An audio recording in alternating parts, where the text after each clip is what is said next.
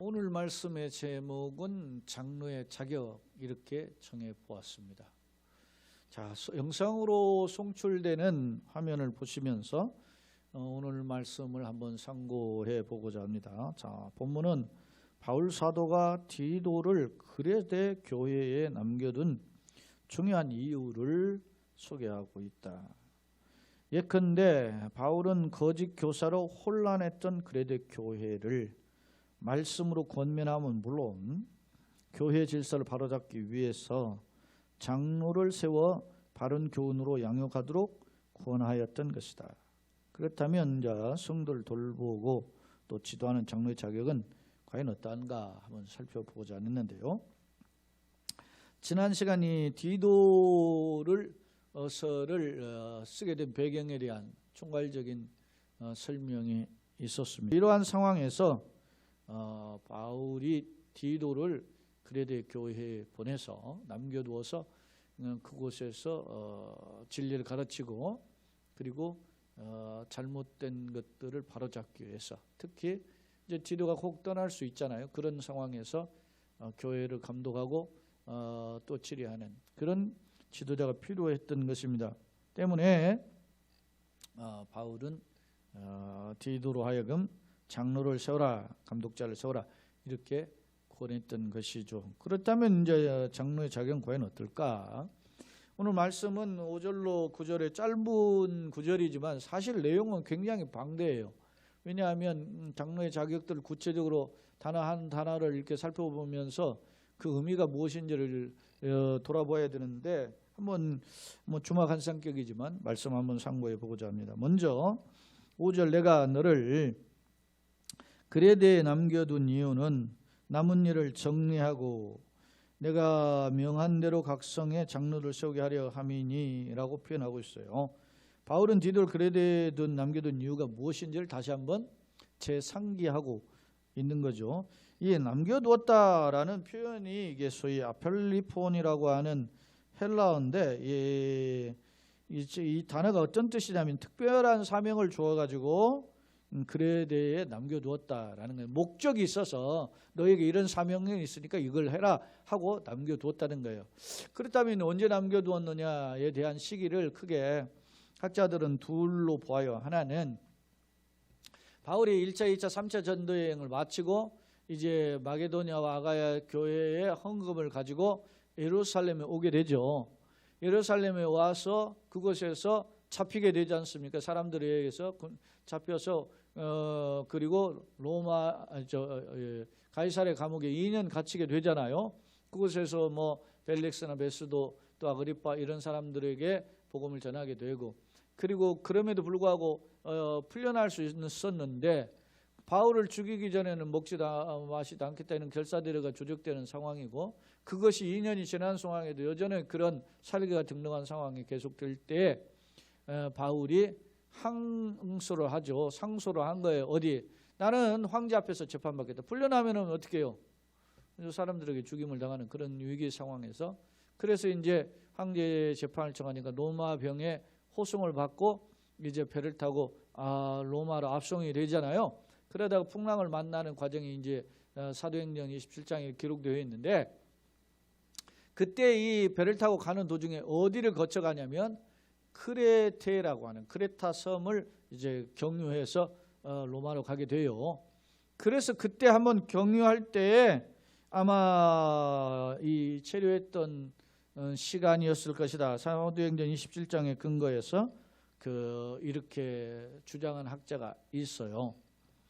또 하나는 로마 감옥에서 잠시 바울이 1차 지금 이제 압송돼서 로마에 갇혔다가 잠시 1차로 풀려났다가 다시 재차 감옥에서 두 번째로 이제 갇혀서 처형이 되는데, 1차와 2차 중간, 그러니까 로마의 감옥에 갇혔다가 두 번째 감옥에 갇히기 전에 중간에 잠깐 풀렸을 때 아마 그레테를 일시 방문하지 않았는가, 그렇게 생각하는 학자들이 있어요.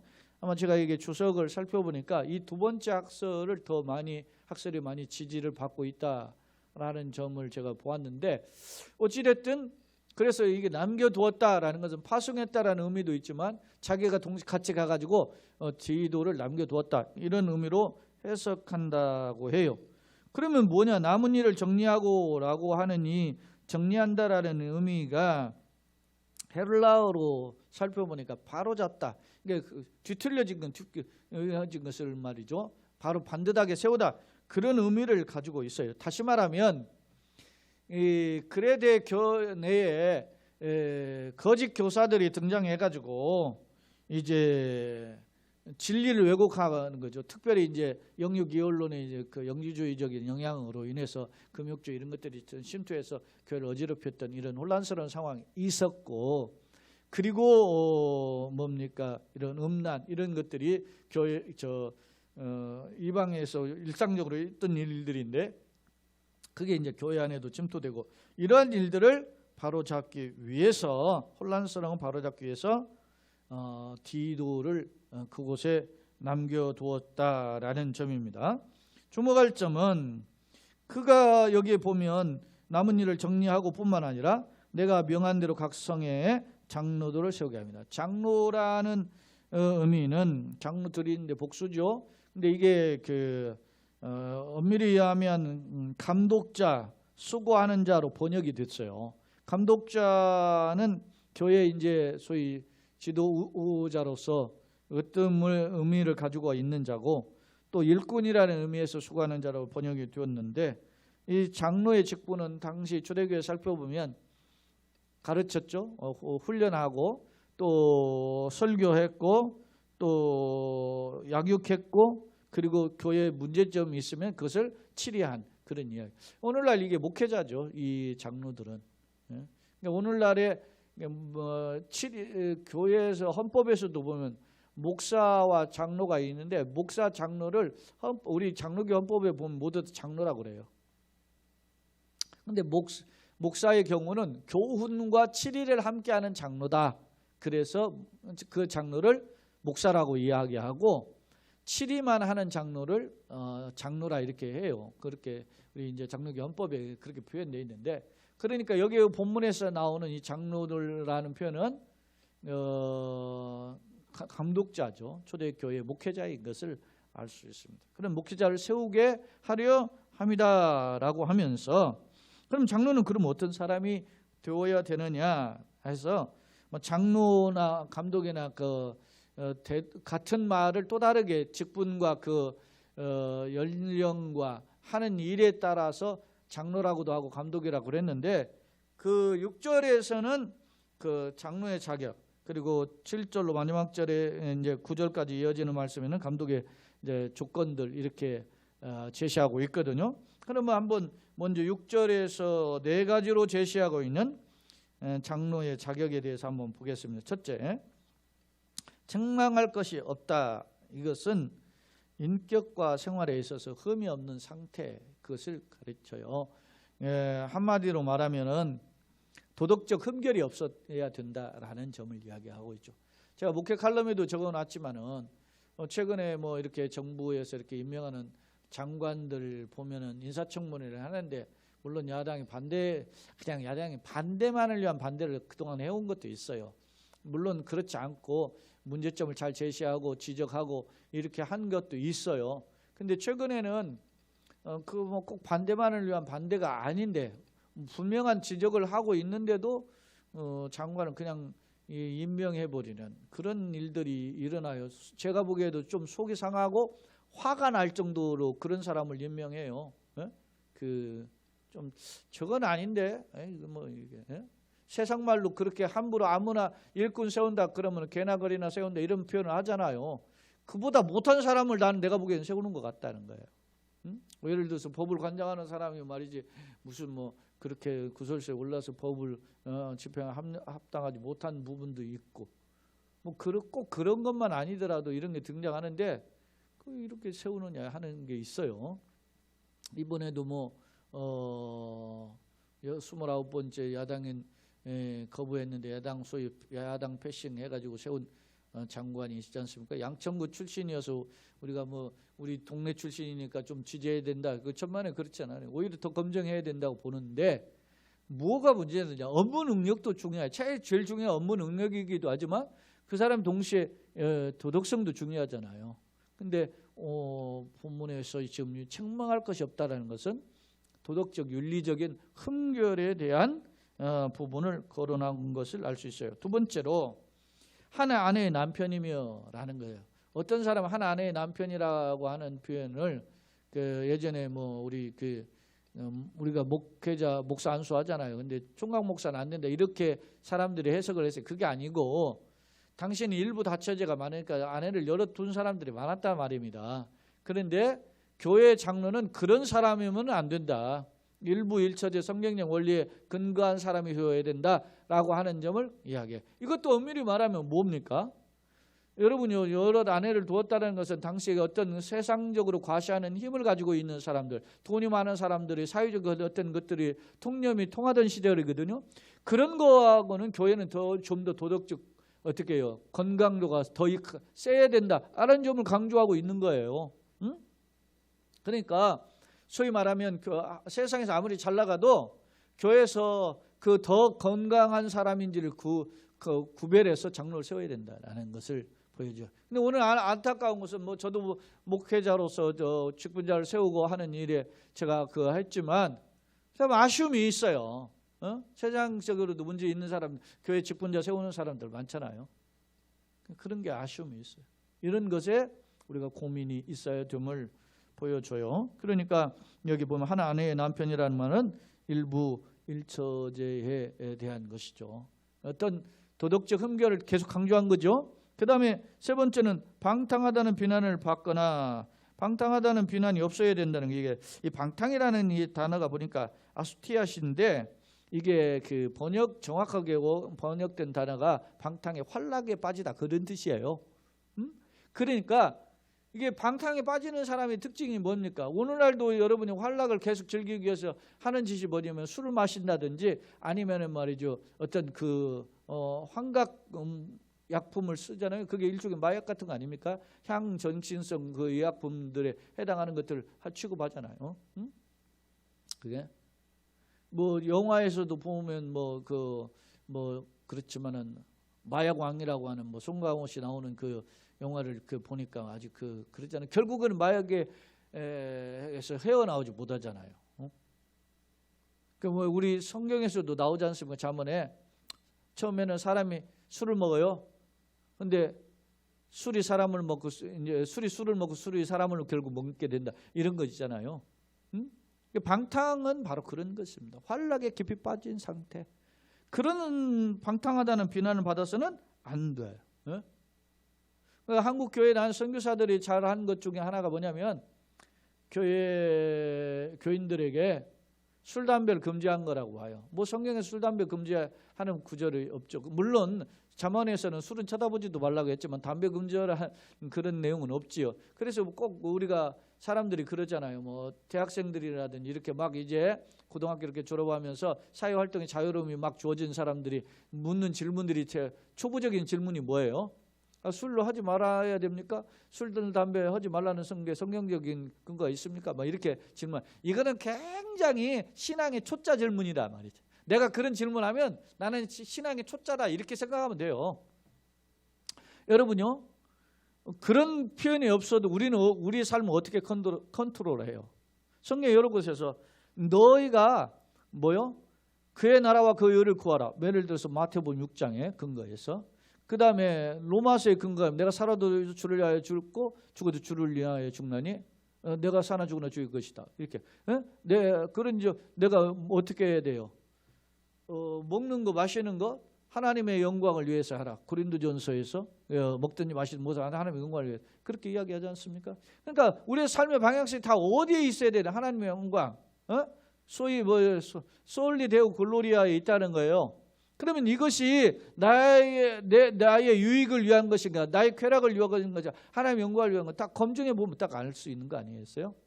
여러분 예컨대 여러분 보세요. 목사가 예를 들어서 제가 동네에서 술을 먹고 갔다. 어디에서 술을 먹고 한 잔을 했다. 그러면 동네 소문 받아요. 넓은 교회 목사 술 먹었네. 벌써 덕이 안 돼요. 내가 개인적으로 술을 먹을 수는 있어. 그러나 그것이 하나님의 영광이 되지 않기 때문에, 또 믿음이 약한 사람 실족할 수 있게 하기 때문에, 그렇기 때문에 절제하는 거예요. 그래서 바울은 뭐라고 그랬어요? 로마서에서 고린도에서 강조한 강조점이 뭡니까? 내가 고기를 먹는 거, 우상이 제물이죠. 그거 안돼. 나가 먹을 수 있다는 음식으로 생각하면 그거 먹을 수 있는데, 이걸 내가 먹음으로 인해서 다른 사람이 실족을 하게 되면 나는 영원히 고기를 먹지 않겠다 그랬잖아요. 그게 딱 답이 있는 거 아닙니까? 나로 말미암아 실족하고 불신자가 실족하고 세상 사람 손가락질을 하면 내가 그러면 술 담배 하지 말아야 되는 거 아니에요? 뭐 뻔한 답이 있는데 그걸 물어보냐고. 그러니까 제가 믿음의 초짜라고 이야기하는 이유가 바로 거기에요. 자, 장로의 장에 또 네 번째 보니까, 여기 보니까 불순종하는 일이 없는 믿는 자녀를 돈자라야 한다. 그러니까 이게 첫 번째, 두 번째, 세 번째는 개인 경건과 개인 도덕성에 있다면, 그리고 물론 두 번째는 뭐 가정 관리 있지만은 일부 다체도 개인 도덕성 경건에 있잖아요. 근데 이 네 번째는 믿는 자녀를 돈자라는 것은 가정의 어떤 흠결이에요. 예를 들어서 자기가 목회자로서 지도자로서 이렇게 나가는데 자녀들이 믿음에서 벗어나고 딴 길로 가고 이렇게 방탕하게 된다든지, 그러면 목회자로서의 건강도가 상실된다는 거죠. 이런 부분에서 참 개인과 더불어서 가정까지 잘 관리하는 자가 지도자가 되어야 된다, 이런 것을 볼 수 있어요. 마치 유교에서 지도자에 대한 이야기를 할 때 수신제가 이후에 치국평천하, 그런 말이 있잖아요. 수신제가 치국평천하라는 표현이 있잖아요. 수신은 자기 몸을 닦는 거고 자기 몸을 관리하는 거잖아요. 제가는 가정을 다스리는 거잖아요. 제가. 그 다음에 치국평천하, 치국은 나라를 다스리는 거, 평천은 온 천하를 다스리는 거 아닙니까? 예? 그러니까 천하의 제왕이 되는 것도 자신을 닦고 가정을 다스리고 그 다음에 이제 국가와 세계를 다스리는 그런 게 있어야 되는 것이 소위 말하면 유교 시대에도 정신이에요. 그렇잖아요. 앞서 제가 이야기했지 않습니까? 어떤 장관들, 국가의 지도자들이 한 부서를 맡아서 하는 일이니까, 그런 사람들이 윤리적 도덕적으로 건강하지 못하다는 것은 국민들에게 비난을 받아야 했던 거예요. 그가 업무 능력이 탁월하더라도 아니라는 거야. 뭐 예를 들어서 인터넷에 떠돌아다니는 걸 보니까 뭐 누구는 뭐 누구에게 욕을 많이 했다. 그 뭐 욱해서 순간 욕할 수 있다. 나는 그렇게 생각이 돼요. 그게 옳은 것은 아니야. 그러나 그 욱한 것이 어떻게 10분 이상 계속해서 막 상대방을 욕하고 막 그렇게 하면 그것은 건강도가 떨어진다는 거예요. 아무리 그가 흥분할 일이 있었다 할지라도. 그런 부분에 대해서 그 사람이 어떤 도덕관, 윤리관, 건강도를 체크해 보는 거 아닙니까? 오늘 교회 장로는 바로 그래야 된다라는 점을 6절에서 장로의 자격에 대한 조건을 통해서 제시하고 있어요. 그 다음에 이제 7절에 감독은 그럼 뭐냐? 장로는 뭐고 감독은 뭐냐? 장로가 문자 그대로 연장량자에다가 로자가 늙을 로자를 썼잖아요. 그러니까 연세가 드신 어른을 가리킬 때 장로라고 하는 거예요. 이스라엘의 개념에서 장로가 보통 다 그 지파의 우두머리, 연장자를 가리킬 때 이야기하거든요. 그러니까 장로의 개념은 어떤 연령적인 측면, 그리고 그 사람의 어떤 위험과 권위적인 측면에서 그 쓴 표현이라면, 감독은 그가 하는 일, 기능적인 일이죠. 그가 감당하는 직분의 역할이 무엇이다라는 점을 강조할 때 감독이라는 표현을 썼어요. 앞서 제가 그 장로들, 감독자, 수고하는 자 이렇게 번역됐다, 이렇게 앞서 이제 5절에서 소개했었는데 바로 그런 의미가 있다라는 점을 알 수 있어요. 자, 그러면 이제 감독의 조건은 어떻게 되느냐? 첫째, 7절에서 보면 청지기로서, 청직이 다른 거예요. 감독은 어떤 사람이다, 어떤 정신이 있어야 돼요? 청지기. 이 청지기라는 단어가 오이코노모니인데, 여러분 오이코노모스가 집사가 오이코노모스 같은 의미예요. 관리자, 그런 뜻이죠. 물질을 관리하고. 그러니까 내가 여기에 예를 들어서 넓은 교회 어떤 제가 목회자고 감독이 있고 장로잖아요. 그렇지만 동시에 내가 어떠는 거예요? 청직이라는 거예요. 여러분이 부모도 가정에서 청직이에요.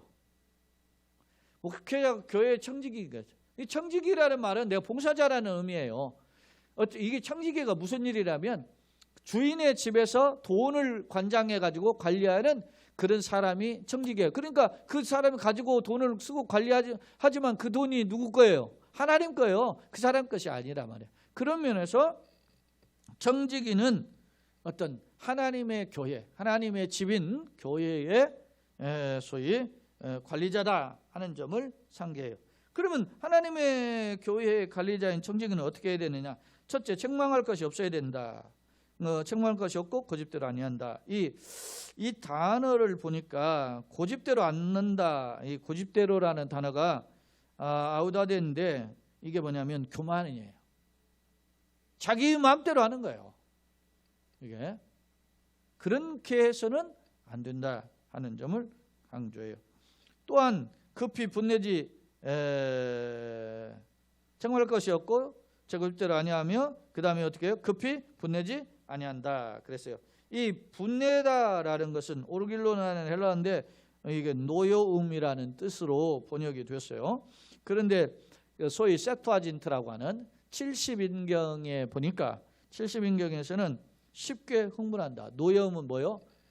급히 분내하는 것은 흥분을 잘하는 거예요. 열받는 거다. 성격 급한 거 좋은 거 아니라 이런 표현을 사용하고 있어요. 그 다음에 앞서 6절에서도 언급했지만 술을 즐기지 않는다. 방탕하다라는 것이 술을 즐기는 것 같은 맥을 같이 하고 있잖아요. 그러니까 술 취함으로써 방탕에 빠지는 것이 없어야 된다는 거죠. 여러분 직분자가 됐는데도 술 못 끊는 거 이거 안타까운 일 아닙니까? 여러분이 고민을 해야 돼. 내가 그래도 했는데 명색이 내가 목사고 명색이 집사고 명색이 장로인데 이거 못 끊어가지고 그러면 되겠느냐 이게. 그 예전에 사람이 빠지면 무섭다는 거예요. 제 모교회 때 옛날에 목사님 있었는데 교인들이 없으니까 뭐 처음에 개척해가지고 없으니까 그냥 동네 사람 이렇게 만나가지고 이렇게 이제 어울려가지고 했는데 그때 그 동네에 그 이제 목회자는 그래도 좀 공부도 하고 이렇게 하는 학식 있는 어떤 공부한 거잖아요. 그 동네에서는 그런 사람이 없어요. 근데 마침 한 분이 있었는데 그 동네에 그 아시아 약국이라고 약국 주인이 약사가 있었다는 거예요. 그래가지고 그분하고 이야기가 통해가지고 가서 장기 바둑 두고 그렇게 지냈다. 그래가지고 막 그게 빠져가지고 사모님이 찾으러 가가지고서는 아마 찾았는데 그렇게 그때야 나오고 그랬대. 건강하지 못한 태도죠. 그러니까 뭐에 빠진다는 건 참 어려운 일이에요. 헤어나오기가 쉽지 않아요. 예? 술에 빠진다는 거, 어떤 뭐 요즘은 뭐 어떤 뭐 도박에 빠질 수도 있고, 마약에 빠질 수도 있고, 뭐 게임에 빠질 수도 있고, 뭐 이렇게 하는 거, 그것이 대한 경계죠. 그러니까 과유불급이라는 말이 있죠. 지나치면 모자란만 못하다 그런 말이 있잖아요. 그런 것처럼 그렇게 술을 즐기지 않는다. 그 다음에 이제 구타하지 않는다. 이게 구타하는 폭행이에요. 그러니까 물리적인 힘을 함부로 남용하는 거죠. 이게 그런 것이고, 그 다음에 더러운 이득을 탐하지 않는다. 이게 소위 더러운 이는 건강한 상거래를 훼손하는 행위예요. 그러니까 이득은 어떻게 해요? 돈 벌어야 하잖아요. 그런데 소위 말하면 권무술수로 해서 말이지, 남 등쳐가지고서는 자기 배 주머니만 채우는 것, 이건 건강한 태도가 아니잖아요. 그러니까 더러운 일을 탐하지 않는다. 그런 것입니다. 그 다음에 이제 8절에 보면 오직 나그네를 대접하며, 나그네 대접은 이 프록세노스인데, 나그네가 보통 왜 이게 했냐면 당시에는 소위 순회 전도자들이 돌아다니면서 이 교회 저 교회 이 동네 저 동네 돌아다니면서 복음을 전했는데, 그 사람들이 사실은 말이죠, 어떤 면에서 보면 가난하고 어떤 여행 경비가 없어요. 그러다 보니까 그들에게 어떻게 해요? 이제 그 동네 방문하면 일단은 숙식을 제공할 곳이 필요하잖아요. 그러면 누가 해줘야 돼요? 물론 교인들이 어떤 면에서 자기 오픈해가지고서는 자기 집에서 또 와서 식사 대접도 하고 잠자리를 제공할 수도 있죠. 근데 그런 일들을 교회가 세워진 곳에서는 어떻게 해야 돼요? 교회가 빨리 캐치를 해서 그렇게 이렇게 제공해 줘야 된다 하는 점입니다. 이게 쉽지 않죠. 나그네를 대접한다는 말은 그냥 그냥 뭐 이 동네 저 동네 떠돌아다니는 그 여행객을 대접한다 그런 의미보다는 앞서 당시에 순회 전도자를 대접하는 그런 의미를 이야기하고 있어요. 그 다음에 대접은 선행을 좋아한다 같은 의미예요. 여러분 갈라디아에서도 보면 선행하되 낙심하지 말지니 피곤치 아니하면 때가 이르면 거둔다 그러잖아요. 선행하는 삶에 대한 강조점입니다. 그 다음에 이제 신중하다. 이게 저는 이제 영어 번역 성경 NIV 보니까 셀프 컨트롤을 했어요. 절제하는 거죠. 신중은. 예? 신중은 뭐 한자로 신중이라고도 했지만 근신이라는 단어도 또 맥을 같이 해요. 근신이 삼가할 근자, 신정할 신자잖아요. 삼가할 신자 써서 그러니까 자기를 어떻게 해요? 조금 더 조신하게 몸을 관리하는 그런 자세. 저도 어렸을 때 뭐 이런 이야기, 뭐 유교적인 배경에서 자랐기 때문에 이런 훈련 뭐 많이 했어요.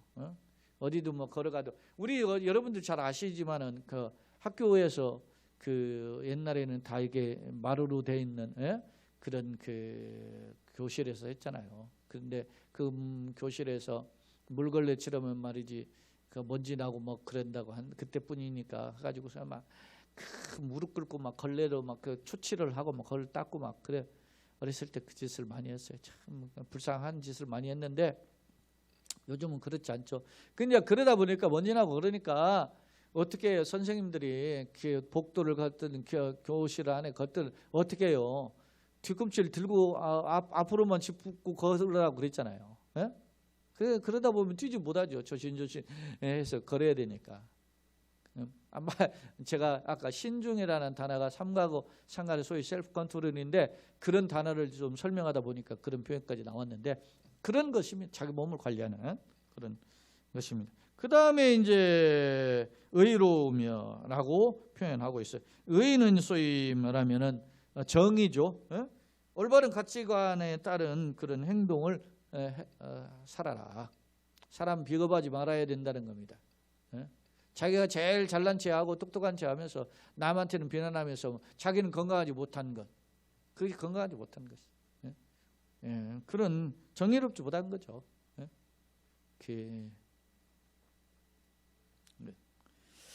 그 다음에 이제 또 하나가 이제 거룩하며, 거룩은 이제 하나님의 영역이죠. 호시온이라는 단어인데 이게 하나님과의 관계가 바른 경건의 삶. 레위기 주제가 1장에서 27장까지 주어지는 말씀의 주제가 뭡니까? 내가 거룩하니 너희도 거룩하라. 그래요. 레위기 11장 44절에 보면 내가 거룩하니 너희도 거룩하라 그러죠. 우리 하나님이 말씀의 요구가 그런 겁니다. 거룩이죠. 그 다음에 절제는 앞서 신중하고 조금 다른데 신중은 자기 몸을 삼가하고 조심하는 것이 신중이라면 절제는 뭐냐면 이게 욕망을 통제하는 것입니다. 자기의 어떤 가지고 있는 더 많은 그 욕심들 이런 거죠. 이게 야고보 장로도 얘기하잖아요. 욕심이 잉태한 지 뭐예요? 죄를 낳고 죄가 장성한 지 사망을 낳는다. 욕심이. 또 사도 요한 같은 경우도 육신의 정욕, 안목의 정욕, 이적인 차량. 이게 욕망에서 비롯되는 거예요. 이걸 절제하는 거예요. 아까 신중이라는 것과 조금 확실히 다르죠. 절제의 개념은 같지만 아까 몸을 조심하는 거하고 이거는 마음을 더 컨트롤해 가지고 그렇게 조심하는 거고 이 절제는 욕망을 소위 말하면 처복종시키는 그 훈련이 바로 절제에 말할 수 있어요. 그 다음에 이제 9절에서 믿분 말씀의 가르침을 그대로 지켜야 한다. 말씀을 제대로 지킨다. 복음을 바로 파수하는 것입니다. 우리 개혁주의의 중심이 뭡니까? 말씀 아닙니까? 예를 들어 개혁주의 중심은 뭐죠? 예를 들어 3대 중심 이렇게 이야기하면 말씀 중심, 하나님 중심, 교회 중심이라고 그래요. 3대 중심, 개혁주의 3대 중심. 첫 번째가 말씀이에요. 말씀 중심, 하나님 중심, 교회 중심. 그러니까 말씀으로 하나님도 아니까. 그 다음에 교회는 온전히 하나님이잖아요. 하나님 중심. 그 다음에 교회 중심이다. 그리고 또 우리 개혁주의의 종교개혁의 모토가 뭡니까? 오직 성경이 이제 솔라 스크립투라. 오직 뭡니까? 은혜요. 오직 솔라 그라티아 그다음에 솔라피데 오직 믿음, 솔리데오 글로리아 오직 하나님의 영광. 이게 이제 소위 종교개혁의 소위 모토 아닙니까? 근데 처음이 뭐냐면 오직 성경이에요. 솔라 스크립토라. 오직 왜냐? 하나님도 성경을 통해서 안다는 거예요. 하나님 성경 그럼 뭐냐? 하나님이 보여주신 우리에게 보여주신 계시예요. 계시. 근데 그 계시는 어디예요? 구원의 필요 충분 조건의 계시인 거죠. 그러니까 성경을 통해서 하나님 아는 거예요. 그러니까 우리가 어디 창념해야 돼요? 성경. 우리가 지난번에서도 디모데전서, 디모데후서를 살펴봤지만은 디모데후서에서도 보면은 그 바울 사도가 디모데에게 이야기하죠. 너가 어렸을 때부터 성경을 알았나니, 그렇게 이야기하잖아요. 그러면서 3장에 와서는 모든 성경은 하나님 감동된 것으로 교훈과 책망, 바르게 함과 우리 교육하게 유익하다, 그렇게 이야기하지 않습니까? 성경의 말씀이. 그러니까 우리가 성경을 모르고는 알 수 없는 거죠. 그러니까 여러분요, 신앙생활을 건강하게 할 수 있는 것은 뭐냐면 말씀, 믿분 말씀. 믿분은 믿부다는 신실하다는 그런 뜻이잖아요. 선한 약속, 신실한 약속의 그 가침을 붙잡고 지키는 거예요. 그래서 주님의 말씀하시는 대로 가고 멈추라고 멈추고 뒤돌아서면 뒤돌아서는 게 다 어디에 근거하느냐? 말씀이다, 말씀. 개혁주의 출발점은 말씀이에요, 말씀. 디모데 전후서에서도 강조하잖아요. 바울이 디모데에게 말씀과 기도로 거룩해진다. 자, 어떤 사람은 자기가 경건해지려고 거룩해지려고 애를 쓴다는 거예요. 근데 그 거룩에 대한 노력이 금욕주의나 소위 말하면 영주주의 같은 경우는 뭘로 이야기해요? 몸을 처복종시키고 절제하고 하는 그런 것으로서 거룩해지려고 한다는 거예요. 그러나 이런 육체 연습, 이런 노력은 약간의 유익은 있으나 경건은 범사에 유익하지 금생은 내세에 유익하다 그러잖아요. 경건이 뭡니까? 피에타스라고 하는 이 경건은 말씀과 기도예요. 그러니까 말씀과 기도의 능력이 없는데 그 사람이 믿음이 좋다, 그 사람이 거룩하다, 그 사람이 훌륭한 교인이다, 이거 다 가짜예요. 그런 것처럼 보일 뿐이지. 그러니까 말씀 제가 이게 수십 또 어떤 경우 수십 도 어떤 건 100독이 넘어요. 어떤 성경에 보면 쪽보고 이렇게 해서 보면. 그런데도 이 성경을 내가 다시 들여다보면 이거 내가 처음 읽는 것 같은 생각이 들 때가 많아요. 왜냐하면 망각이라는 것도 있지만 그만큼 뭐요? 내 마음속에 뭐가 말씀이 깊이 내 마음에 새겨지지 않았다는 거죠. 말씀이 고민해야 되는 거예요. 말씀 앞에 내가 좀 설레고, 여러분요, 말씀이 나를 살리고 설레고 나를 이끌어가고, 그 말씀 앞에 내가 다시 한번 통이 잡아가고 결심하고. 오늘 또 보세요, 여러분요, 낮 예배 오전 예배 때 통해서 여호수아와 같은 마음을 나에게도 주시옵소서, 그런 설렘이 있어야 되는 거 아닙니까? 무슨 여호수아가 무슨 배짱으로 그렇게 올라갑니까? 변변치 않은 무기도 없고, 그 훈련된 군사도 없는데 저 아말렉의 약탈의 침자 그렇게 해가지고 달코다른 그런 군사를 갖춘 아말렉 군대가 어떻게 싸우냐고. 상식적으로 주사날 튀겨봐세요. 말이 되는 소리입니까? 이렇게 딱 나오지. 오늘 같은 시대에서 이야기한다면. 근데도 나아갑니다. 말씀대로 행했다는 하잖아요. 무엇이 그렇게 그를 이끌어갑니까? 하나님의 약속이에요. 하나님의 약속. 너를 당할 자 능히 당할 자 없다는 것을 한때는 약속이잖아요. 그에게는 세상보다는 하나님 말씀이 그를 지배하고 있는 거예요. 여러분요, 히브리서 12장에 보면은 이런 사람은 세상이 감당하지 못하잖아요. 이런 사람은 세상이 감당하지 못해요. 그런 하나님의 사람으로 한번 살아가다가 나그네 길로 한번 살아가다가 주님께서 부르시는 날 주 앞에 서야 되는 거 아닙니까? 예수님이 말씀하잖아요. 착하고 충성된 종아, 내가 많은 것으로 내게 맡기리니 그랬어요. 내가 작은 일에 충성하여야 된다. 아무리 우리가 잘해도 작은 것에 불과해요. 주님 보시기에는. 근데 그것을 어떻게 해요? 말씀을 지키는 사람.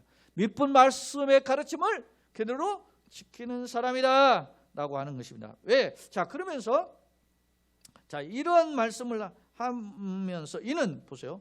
이는 마지막 이제 정리해 보는 거예요. 이는 능히 바른 교훈으로 권면하고 거슬러 말하는 자들을 어떻게 해요? 책망하라. 왜 내가 밑분 말씀 붙잡아야 되느냐? 마지막으로 이게 딱 소위 말하면 딱 모든 것을 말이지 요약해서 딱 통제하는데 이 말씀을 지켜야 되는데 그 왜 지켜야 되느냐? 그 이유가 있어요. 이는 능히 바른 교훈으로 뭐요? 권면하고. 내가 지도자가 딱 되었을 때 장로자 감독이잖아요. 그러면 자기가 말씀을 지키지 않고 살아. 교인들한테 지키라 할 수 있습니까? 자기가 지킴을 통해서 그 바른 교훈을 통해서 진리의 말씀으로 권면하고 또 반대로 이게 말 안 듣는 사람이 있을 거 아닙니까? 삐딱한 사람이 있고 또 실수하고 넘어지는 사람이 있을 거 아닙니까? 그런 거슬러 말하는 자들, 진리를 거슬리는 자들을 어떻게 해요? 책망하는 거예요. 너 그렇게 하면 안 돼. 에? 이야기하는 거 아닙니까? 꽝 잡는 게 매가 아니에요. 한국 교회가 문제가 이게 이렇게 심한 거 아닙니까?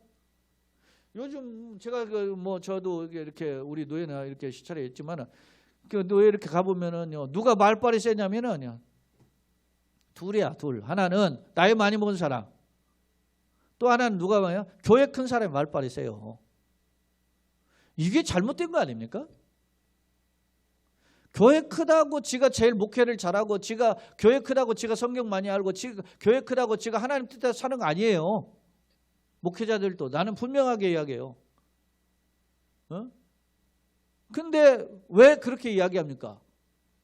여러분요, 어디 모여도 말이지, 큰 기업을 하고 비싼 차 더 좋은 집에 사는 사람이 말빨이 세잖아요. 우리 사회 보면.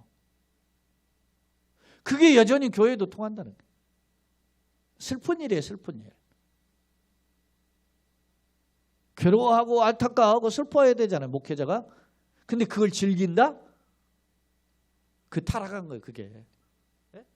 교회 타락은 거기서 오는 거예요. 말씀의 기준에서 벗어난 세상 기준이 자기의 삶을 지배하고 삶을 왜 그게 쉽게 편하기 때문에. 제가 군 생활을 이렇게 해봤는데 고참들이요 바뀌질 않아요. 왜? 자기가 여러분요 흔히 하는 말이 있어요. 요즘은 뭐 미투 운동 해가지고서나 말이지 뭐 학교 폭력도 뭐 미투하고 뭐 그렇게 하는데 군대에서도 그런 일이 이제 벌어지고 하긴 하지만 두드려 패면 맞아야 되고. 제가 예를 들어서 쫄병 때 처음에 들어갔는데 숨을 제대로 못 쉬어요. 숨을. 왜? 숨을 쉬면은 막 이 가슴에 숨을 쉬지 못할 정도로 맞아가지고 가슴을 맞아가지고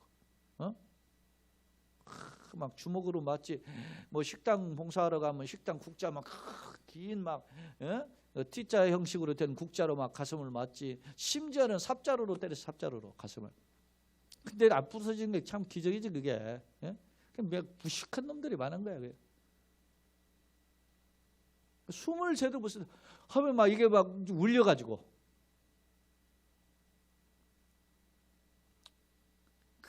그런 그 억압 속에서. 근데 그렇게 억압을 하다 보면은 쫄병이 있는 입장에서 어떤 생각이, 내가 저렇게 못된 짓 안 해야지 이렇게 생각하잖아요. 또 실제적으로 그렇게 말을 하는 놈들이 있어요. 근데 나중에 그놈이 고참이 되면은 그보다 더 하지는 않아도 비슷해. 보고 배운 게 똑같아서. 그러니까 내 철학이 있어야 돼.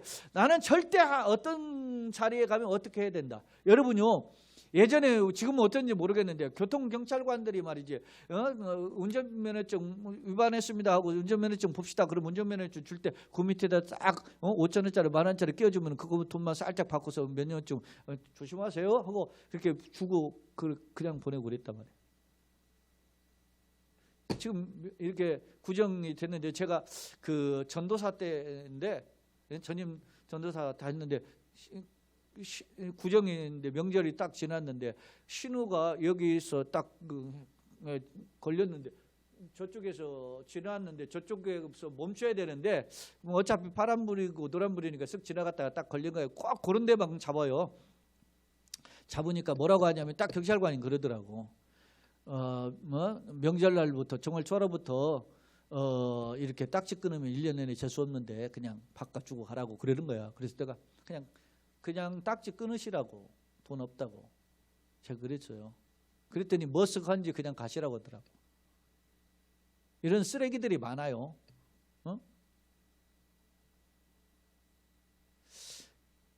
그게 경찰관만 있었겠어요? 그 당시 지금 벌써 제가 지금 30년 전 이야기인데 도처에 많은 거야.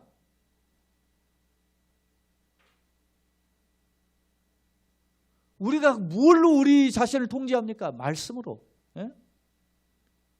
하나님의 말씀이 통제하고, 그래도 넘어지고 실수하는 것이 인간이에요. 목사님 그러면 깨끗합니까? 내가 어떻게 깨끗하다고 말할 수 있습니까? 넘어지고 실패하고 또 그것 때문에 회개하고 부끄러워하는 것이 우리 인간의 모습 아닙니까? 그런 모습이 회복이 되려면 어떻게 해요? 말씀이 그를 통제해야 돼요. 자, 말씀을 정리해 보겠습니다. 두 번째 화면인데요. 자, 바울은 디도를 그레데 교회에 남겨둔 이유가 무엇인지 한번 상기하면서 또 6절로 9절에서 그 구체적인 자격을 제시해요. 앞서 이제 남겨둔 시기에 대한 두 가지 학설은 설명했고, 또 장로의 자격도 네 가지 조건: 책망할 것이 없어야 된다, 하나의 남편이 되어야 된다, 방탕하는 비난이 없어야 된다. 이건 이제 개인적인 경건이고, 그다음에 가정적으로는 불순종하는 자녀가 아닌 믿는 자녀를 둬야 된다. 그렇게 이야기하고, 이제 7절로 9절에 나타나는 장로의 감독의 조건들에 대한 것은 제가 한 단어 언급한 바가 있습니다. 자, 세 번째 화면인데요. 경건한 삶과 금욕주의를 한번 비교합니다. 정상적인 금욕은 뭐냐? 그러면 성경에는 뭐 금욕을 없나? 있어요. 어떻게 했느냐? 예를 들어서 구약의 나시린 제도가 그런 거 아닙니까? 대표적으로 세례요한 같은 게 나시린 아닙니까? 삼순계 같은 게 나시린이잖아요. 나시린 제도는 뭐 예를 들어서 머리를 깎지도 않거나 음식을 먹지 않거나 술을 먹지 않아 독주를 마시지 않아 이런 어떤 규제가 있어요. 그게 왜 그럴까요? 그러니까 전폭적으로 하나님을 위한 경건을 삶을 살기 위한 거기에서 이런 제도를 두었어요. 자, 신약에서는 어떻게 했느냐? 개인의 경건의 능력이란 뭘로 거룩해진다? 말씀과 기도로 거룩해진다. 이런 어떤 몸을 절제하고 하는 행위도 필요하지만 바울이 이랬죠. 아까 약간의 유익이 있지만 진정한 우리의 거룩은 뭐요? 말씀과 기도의 삶이에요. 자, 그럼 비정상적인 금욕주의는 뭐냐? 대표적인 게 잘못된 금욕주의, 대표적인 게 이제 예수님 시대의 SNF라든지 그 다음에 이제 영지주의 영향에 따른 이게 또 이런 것이 두 개가 또 혼합되는 혼합주의가 있고 그랬었는데, 이들은 뭐냐면 영과 육의 이언론적 사격. 영은 선하고 육은 악하니까 육은 이 악한 것을 자꾸 절제하고 처복종시켜야 돼. 이런 어떤 금욕적 사고가 출발했다는 거예요. 그래서 육신적인 행위는 다 악한 거죠. 그래서 부부관계도 악하고 뭐 이렇게 다 이렇게 한 거예요.